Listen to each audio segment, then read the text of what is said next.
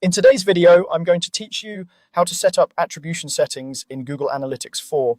Attribution determines how credit for conversions is assigned across the marketing touchpoints that led someone to take action.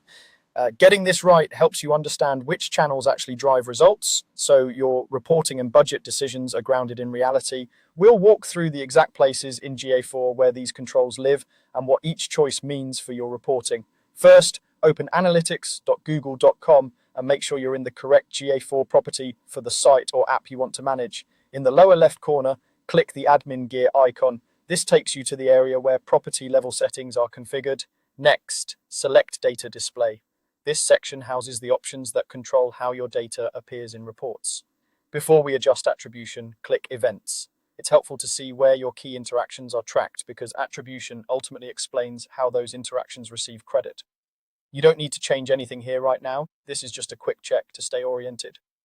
Still within data display, click Attribution Settings. This is where the core changes happen. At the top, select your reporting attribution model.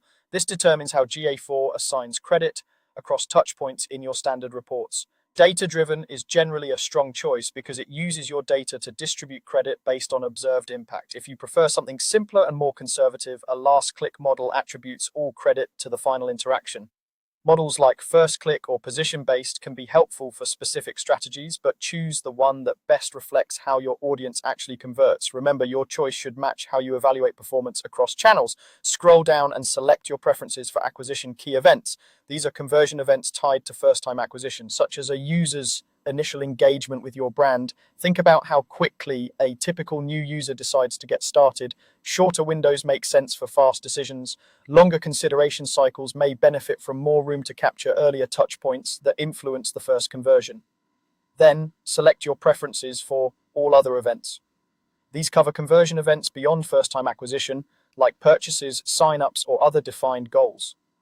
Align this with your customer journey. If users return multiple times before converting, allow enough credit window to reflect those earlier assists. If conversions usually happen quickly, a tighter setting may keep reports cleaner and more actionable.